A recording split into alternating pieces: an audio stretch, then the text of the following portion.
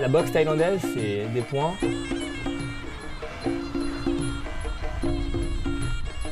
des pieds,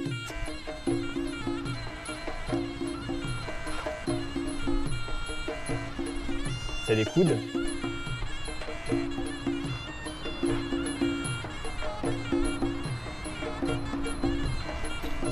et des genoux.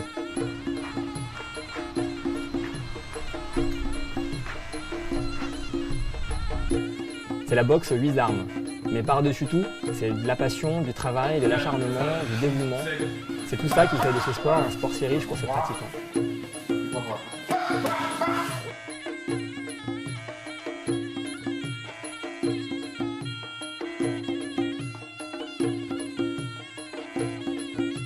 C'est un art ancestral, hein, ça date du 15e siècle, je crois, dans ces eaux-là. C'était un art militaire, en fait. C'était comme ça que les soldats se battaient. Donc il faut bien voir qu'à l'époque, le Cambodge, la Thaïlande, etc., c'était juste le royaume du Siam. C'était un seul et même royaume. Ce qui fait que maintenant, d'ailleurs, les origines du Muay Thai elles sont un petit peu disputées entre le Cambodge et la Thaïlande, quoi. Chacun dit que c'est eux qui ont inventé cet art martial-là. Dans les faits, le Muay Thai découle de ce qu'on appelle maintenant le Krabi Krabang et le Muay Boran, qui sont les versions martiales et guerrières de sport. Le Krabi Krabang, tu as des armes, donc c'est vraiment le côté vraiment pour faire la guerre, quoi. Le Muay Boran, c'est la version martiale de l'époque qui se pratiquait sans gants. Et donc maintenant, on en a une vision un peu plus chorégraphiée. On pratique plus le Muay Boran, quoi. Maintenant, tout ça a donné naissance au Muay Thai finalement. Ouais, la philosophie, bien entendu. Une personne, quand elle rentre dans un camp, un enfant, quand il vient dans un camp, il doit respecter les règles du camp. Et ce sont des règles très philosophiques.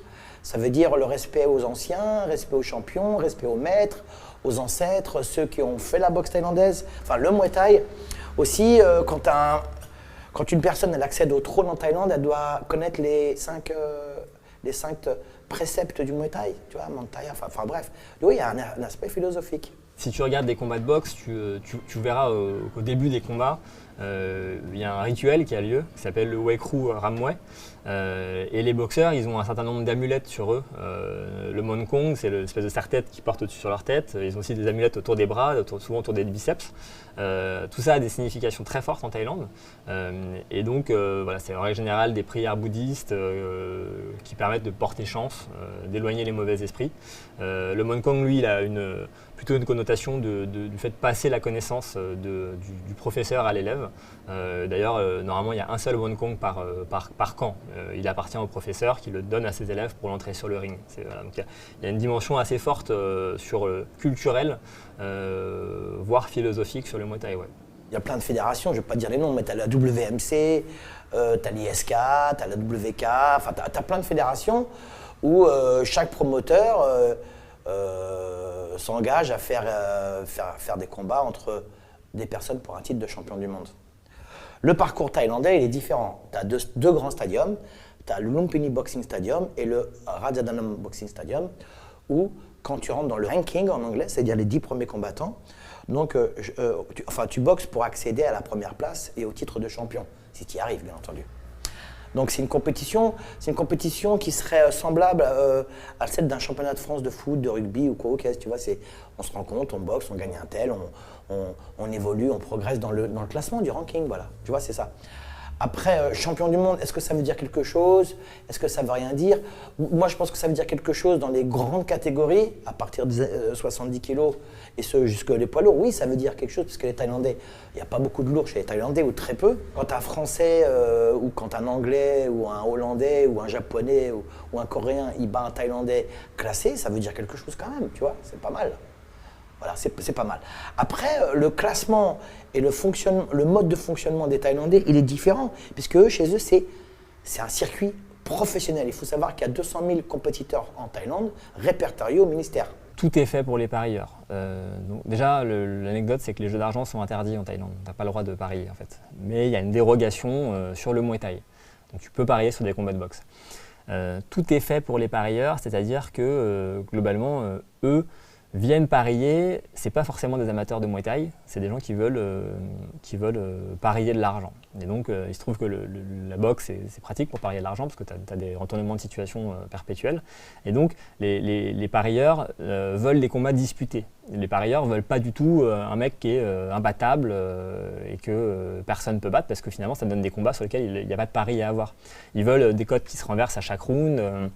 Des KO, des surprises, etc. Donc ils veulent pas une hégémonie, tu vois, un mec qui règne sur sa catégorie.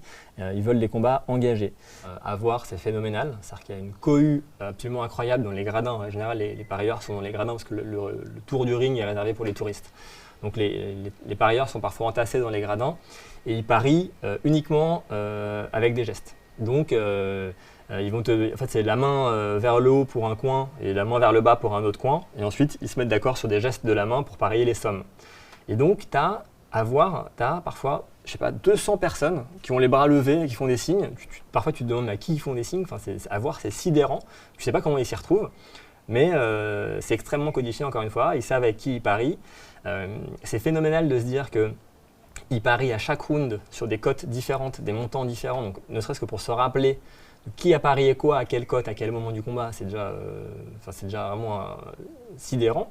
Et donc du coup, en fait, quand tu regardes les parieurs et que tu sais comment marchent les paris, tu vois quel boxeur a la cote qui est en train de gagner en fait. Et donc les boxeurs, quand ils combattent, ils regardent les parieurs. Bien sûr qu'ils savent leur cote vis-à-vis des parieurs. Et donc, ils ont tendance à regarder où est-ce qu'ils en sont dans leur combat pour savoir s'ils sont en train de gagner, pas de gagner, et qu'est-ce qu'ils doivent faire. Donc déjà, les parieurs impactent directement le combat juste par le phénomène que ça représente dans le stadium.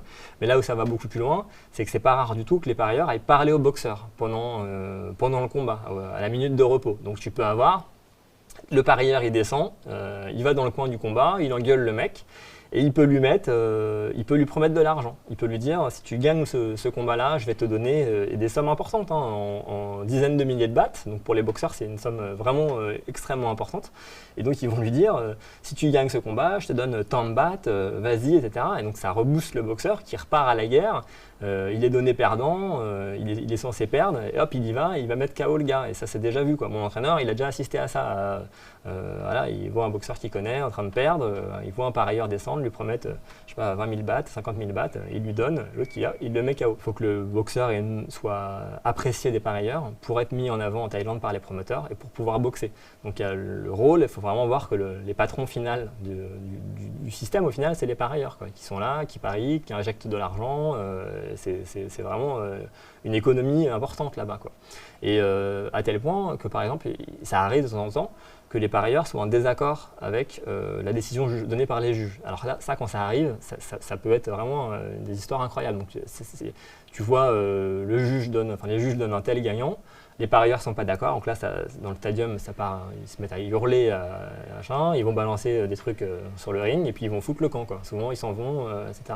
La dernière fois que j'ai entendu ça arriver, les juges, ils ont été suspendus pendant 2 mois. C'est-à-dire que les parieurs ont dit ce combat-là, c'est pas comme ça que ça aurait dû se passer, le gagnant, c'était pas lui, ça a été pris hyper au sérieux et les juges ont été suspendus. Donc tu vois quand même que l'impact des parieurs peut être gigantesque, quoi.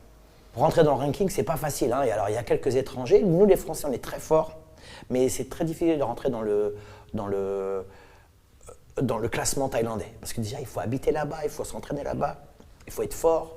Voilà, Puis il faut être dans une catégorie qui soit adéquate. Faut pas arriver là-bas et si tu fais 80 kilos, ça sert à rien, tu rentreras pas dans le ranking. Il y a 2 choses, il y a des boxeurs français qui sont allés s'opposer au circuit thaï, ça va aller prendre des champions de thaï, etc. Ça c'est pas mal fait. Il y a des boxeurs qui ont vraiment boxé dans le circuit thaï. Donc là, des boxeurs qui, à ma connaissance, sont vraiment restés dans le circuit thaï pendant un moment. On peut parler de Jean-Charles Skarbowski. Des combattants français qui ont réussi en Thaïlande, il y a eu Dida Diafat, il y a eu Stéphane Nikema, Jean-Charles Skarbowski. Jean-Charles Skarbowski, il a eu une carrière très riche en Thaïlande, hein. Il a boxé au Raja, il a été classé au Raja, il a boxé régulièrement en Thaïlande. Ce qui est intéressant avec Jean-Charles Skarbowski, c'est que sa carrière a pris fin, maintenant il entraîne en région parisienne, à Paris, mais qu'il a gardé il a gagné une certaine aura en Thaïlande vis-à-vis des Thaïlandais, les Thaïlandais le connaissent. Il était vraiment connu en Thaïlande quand il combattait là-bas. Et je pense que sa notoriété lui a permis de faire un truc qui est très loin d'être donné à tout le monde, c'est qu'il a pu organiser, parce que donc, il a une organisation qui s'appelle le Best of Siam, et il organise régulièrement des combats en France où il monte des galas, il est promoteur finalement. Il a réussi à organiser plusieurs Best of Siam au Lumpini et au Raja. Et donc ça, c'est quand même une performance parce que les Thaïlandais font très peu ça, laisser les étrangers venir organiser dans leur grand stadium. Comme si ça vous avait fait quelque chose de mal. Et qu'on voulait se venger. Qui va? Troisième round, c'est parti. C'est une personne qui est venue à la salle, il avait, je pense qu'il avait 12 ans, un truc comme ça, ou 12-13 ans. Il est venu essayer un cours de boxe thaïlandaise à l'époque, quand j'étais à Doménil. Et il avait fait du kung-fu et de l'aïkido, me semble-t-il, mais pas très longtemps, tu vois. Et je pense que ça l'avait pas super kiffé, tu vois. Il est venu s'entraîner chez moi, il a vu que les cours étaient bien encadrés, dirigés, que je suis une personne sympa, hein, et puis que je connais mon boulot. Donc, et puis il est resté, et puis je me suis très très bien occupé de lui. En fait, j'ai cessé d'exister pour le faire exister lui. Je me suis occupé de lui, à un moment je le voyais plus lui que mes propres enfants. Je le voyais tous les jours. Je l'entraînais, ça a été un boxeur extraordinaire, un combattant extraordinaire, d'une détermination extraordinaire, en plus très sérieux à la salle. Alors, faut pas croire qu'il était que doué certes, mais très sérieux à la salle. André Zetoun, c'est pour moi quelqu'un qui m'a montré la voie. Dans une passion dans laquelle je continue encore aujourd'hui, dans laquelle je suis bien épanoui jusqu'à aujourd'hui. La première fois que je passe en temps, j'avais 18 ans, je n'étais pas champion, mais je suis parti pour m'entraîner pour les vacances. Et je suis parti définitivement pour rester sur place, je suis parti à 25 ans. En fait, c'était un retour. J'ai été champion d'Europe et champion de France à 20 ans. J'avais arrêté à 21 ans, je suis revenu à 24 ans et à 25 je suis parti. Il avait un paquet de qualités. La preuve, c'est qu'il a été champion d'Europe à 20 ans. Il faut beaucoup de qualités pour être champion d'Europe à 20 ans. Et puis attention, il a rencontré du monde. Tu sais, très peu de gens ne le savent pas, mais Jean-Charles Skarbowski, là, il y a des vidéos qui tournent sur lui, à gauche, à droite, Thaïlande, tout ça. Ça, c'est après, ça. Mais tout ce qui est fait en amont, tout ce qu'on a fait avant. Jeannot, il a fait, pour être champion de France, il a rencontré 22 Français. Il a fait 22 combats avant. 22 Français, ça veut dire qu'il a battu tout le monde de sa catégorie. Ça veut dire que lorsqu'il est devenu champion de France contre Khalil en fin 95 à Nanterre, il avait fait le vide dans sa catégorie. Là, ça a été un vrai champion de France. Et j'ai adoré ça. Et moi, tous les combats qu'on me proposait, j'aurais pu faire non, pas lui, non, pas lui. Moi, je lui disais, tu vas être un grand champion, il faut que tu battes tout le monde. Les bons souvenirs, c'est quand le public et les boxeurs ne le connaissaient pas et ils ne savaient pas à quoi s'attendre face à Jeannot. Et puis quand Jeannot il montait sur ring, il mettait KO les gens très rapide, les gens étaient là, ils étaient restés bouche bée. Ça c'est des bons souvenirs. Le meilleur souvenir, c'est Las Vegas. J'avais battu Robert par KO, c'était un grand champion. J'avais peu de chance de le battre et finalement j'ai réussi un exploit de le mettre KO au premier round. Et c'est ce qui m'a donné envie de partir en Thaïlande. Je me suis dit que si je l'avais battu lui, je pouvais avoir un avenir peut-être en Thaïlande. Et puis j'ai des mauvais souvenirs aussi, tu vois, c'est quand il se prend ce fameux high kick KO à Bercy sur Canal+, je m'en rappellerai toute ma vie. Il est sur le ring, l'arbitre, je ne sais pas qui c'est. Il prend un high kick face à un Thaïlandais. Jeannot l'a boxé 4 fois, Jeannot l'a mis KO 2 fois, mais il a perdu 2 fois contre lui. Et je me rappelle, il touche le Thaïlandais, puis il le touche, tac, tac, le Thaïlandais il vacille, et puis boum, le Thaïlandais d'un coup de pied de désespoir, il met un high kick en pleine tête, plein de mâchoire de Jeannot il tombe KO, et c'est là j'ai vu, il est tombé KO, mais en vrai. Je rentre à l'intérieur du ring, et je pousse l'arbitre, et je essaie de le mettre en PLS et tout, et à ce moment-là, les gens ne me voient pas, mais moi je pleure. Les gens ne me voient pas parce que la caméra, elle n'est pas dessus. Elle a une vue d'ensemble, et là je pleure. Je pleure parce que j'ai mal, tu vois, je sais qu'il a pris un vrai KO, je sais que c'est une vraie douleur, je sais que ça a été un coup d'arrêt aussi pour sa carrière, enfin, momentané. Mais ça a été j'aurais préféré qu'il perde le côte cassé ou qu'il perde 2 points. Mais là, c'était un KO terrible, il a pris un vrai KO sale sur high kick. Et là, je me rappelle, et à ce moment-là, personne ne le voit. Et si Narbé dans mon coin, quand je reviens, il me dit tu pleures. Je dis je pleure parce que je suis extrêmement triste et malheureux, tu vois, parce que j'ai mal pour lui, tu vois. Étonnamment, tout le monde m'encourageait. Et quand je suis revenu, les gens ne comprenaient pas. Et ce qui est bizarre, c'est que tu pars, c'est normal, tu reviens, les gens ne comprennent pas que tu reviennes chez toi. C'est ça qui est bizarre. Pour les gens, c'est normal de partir, revenir, ils ne comprennent pas. Au début, si, je l'ai suivi. Il m'avait appelé, même il avait boxé au Renault. Après, il faisait des combats à gauche, à droite. Des fois, il boxait beaucoup. Des fois, c'était plus espacé. Après, non, j'y arrivais plus. Je pouvais pas. Et puis moi, j'ai ma vie ici, en France, ma femme, mes enfants, la salle, enfin, tu vois. Et puis les autres boxeurs. C'est lui qui a décidé d'aller tenter l'aventure en Thaïlande. Il a très bien fait parce que il voulait vivre son truc pleinement. Donc, il voulait. C'est comme une histoire d'amour. Il a voulu vivre son histoire d'amour, mais pleinement, pas. Sans avoir ni regret ni remords. Il a très bien fait. 3. Non, tiens, tu viens. Tu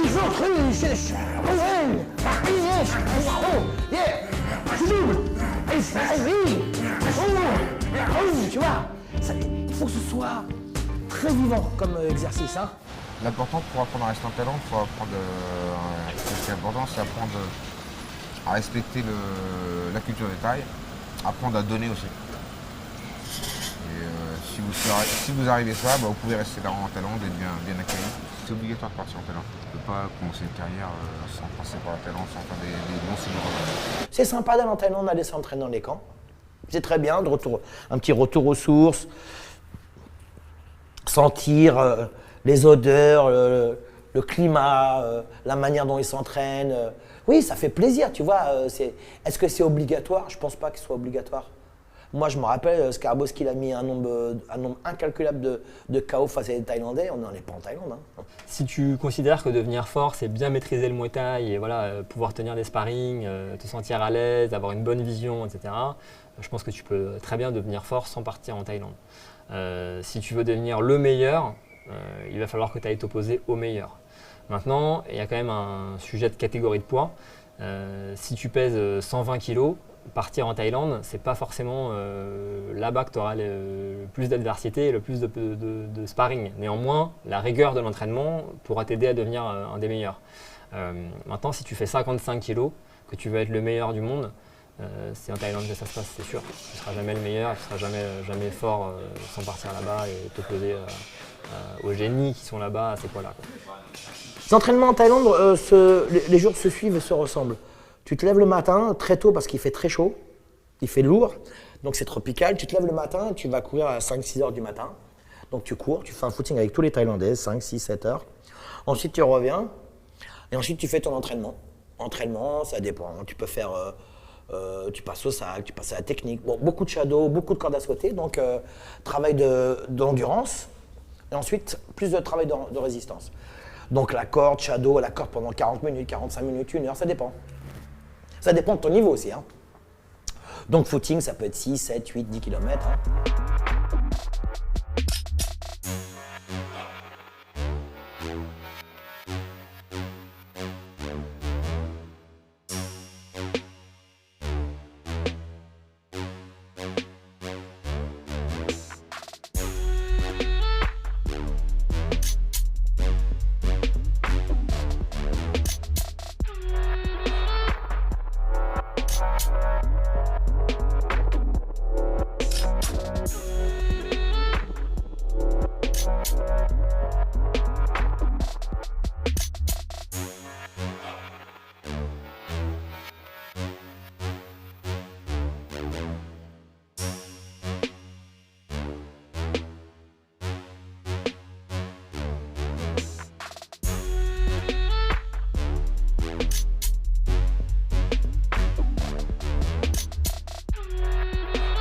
Ensuite, tu fais ton shadow, corde à sauter, shadow. Après, il y en a qui passent au sac, il y en a qui passent au pao, nanana, patati. Ensuite, tu vas te reposer, tu vas dormir, tu déjeunes, nanana. Tu fais la sieste. Fin d'après-midi, tu recommences. Mais là, tu cours pas. Tu recommences, tu étires un petit peu. Et là, tu fais du sac et tu fais du pao, sparring et beaucoup de corps à corps. Et à la fin, un peu d'étirement, abdos, pompe, tu vois. Et ça, c'est un entraînement régulier, tu vois, pour maintenir le rythme.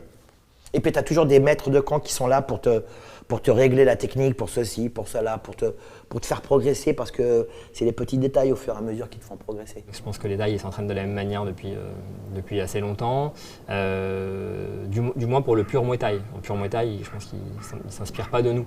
Là où il y a un point intéressant, c'est que les Thaïs, maintenant, ils souhaitent souvent, au bout d'un moment, exporter certaines de leurs stars. Donc Boakao, c'est un exemple typique.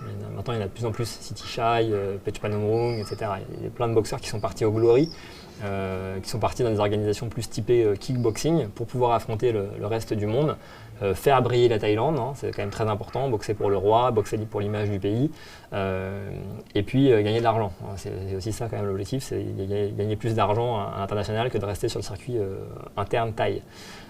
Et donc là, quand ils sont partis s'opposer à des boxeurs plus européens, hollandais, français, etc., mais en règle de kick, il a fallu qu'ils travaillent beaucoup plus leur punch, leur anglaise.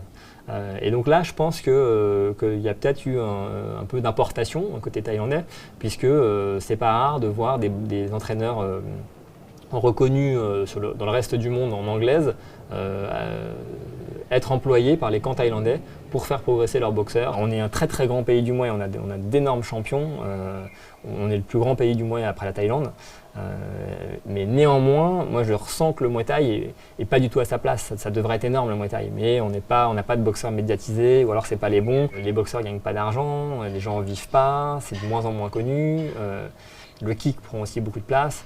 Voilà. Donc moi, ma vision du Muay, c'est qu'il faudrait que le Muay Thai soit enseigné en France tel qu'il est, qui permette aux boxeurs d'en vivre correctement et qui prennent une place, la place qu'ils méritent, tu vois. Un exemple que je peux te donner et qui m'attriste un peu, c'est on n'a pas réussi à faire en sorte que les combats de Muay Thai puissent se dérouler sans coup d'hier. Donc on a des fédérations qui n'ont jamais réussi à faire comprendre à l'État qu'on a des boxeurs qui sont au niveau mondial et qu'on doit pouvoir s'affronter sans coup d'hier. Je ne te dis pas que des enfants doivent s'affronter en coup d'hier, que des amateurs doivent s'affronter sans coup d'hier, c'est pas ça que je suis en train de dire. Je suis en train de dire que nos classes A internationaux qui rivalisent avec les Thaïs doivent combattre sans coup d'hier, parce que c'est ça le Muay Thai. On ne joue pas au tennis avec 2 raquettes, enfin, tu vois, il y a des règles, on ne doit pas dénaturer un sport comme ça. Et donc c'est à tel point grotesque qu'il y a des... Parfois, on est la risée du monde. On organise des galas fabuleux, on a des champions qui sont super forts, on fait venir des Thaïs qui sont super forts, on met ça à Paris dans une belle salle, et l'international, il allume sa télé, il regarde un combat, il dit « Mais qu'est-ce que c'est que ce truc? Qu'est-ce qu'ils ont sur les coups? C'est quoi ces coups d'hier ?» tu vois. Et on passe pour des amateurs parce qu'on n'a pas réussi, on ne respecte pas le Muay en rajoutant des règles qui n'existent pas. En Thaïlande du moins, et dans des combats de boxe. Donc du coup, on fait venir les Thaïs, on leur met des coups d'hier, donc ils boxent avec des coups d'hier pour la première fois de leur vie, les mecs. Et donc ça, c'est pas le Muay Thai pour moi, tu vois. C'est sur ça qu'on a un problème en France, notamment. On a un problème avec aussi la manière dont on juge les combats. Les fédérations actuelles sont pas toutes des fédérations qui font que du Muay. Il y a des fédérations qui gèrent d'autres sports, le kick, le K1, etc. Et du coup, on a un problème sur le fait que les juges doivent savoir juger du Muay Thai. Juger du Muay Thai, ça ne se juge pas comme du kick. Tu ne comptes pas les points de la même manière. Les points en anglaise n'ont pas la même importance. Le corps à corps, lui, a beaucoup d'importance. Les projections aussi, les coups de coude, les coups de genou. Il y a aussi l'attitude que tu as sur le ring. Est-ce que tu t'appuies sur les cordes tout le temps? Est-ce que tu es fatigué? Est-ce que tu es conquérant? Les rounds n'ont pas tous la même importance. Tu vois. Le premier round n'a quasiment pas d'importance. Le troisième, quatrième, c'est là où ça se passe. Et donc on assiste à des combats de pur Muay Thai qui sont jugés par des juges qui font ce qu'ils peuvent, hein. Ils sont juges internationaux, mais tu vois, de kick, de K1 et de Muay, donc bon, tu peux pas tout faire parfaitement non plus. Et donc du coup, ils vont pas juger le combat comme il se doit. Et donc voilà, il y a tout ça qui fait que le Muay Thai n'a pas sa place, n'a pas la place qu'il devrait en France.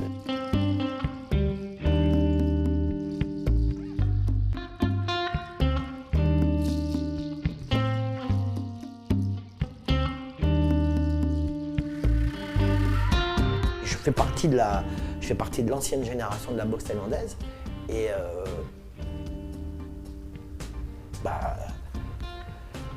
quand je serai mort, on parlera de moi, ouais, c'était un entraîneur technique, et nanani, nanana, mais jusqu'à la fin de ma vie, je serai dans la boxe, je serai dans le Muay Thai, qu'est-ce que tu veux que je fasse d'autre? Moi, je sais rien faire d'autre. Je sais pas cuisiner, je sais pas la mécanique, je connais pas, je sais rien faire d'autre. Ce que je fais bien, c'est la boxe. Ce que je fais bien, c'est l'entraîneur. Ce que je fais bien, c'est de partager une passion. C'est une passion que j'aime. C'est un mode de vie. Moi, j'ai une citation que je garde. Ça vient d'un grand maître qui s'appelle Songdooki. Songdooki, c'est un maître coréen et qui a dit une chose extraordinaire que je garde toujours en mémoire et que j'essaie de ne jamais oublier. Je ne fais pas de la boxe pour être fort, je fais de la boxe pour être heureux. Voilà, ça veut tout dire.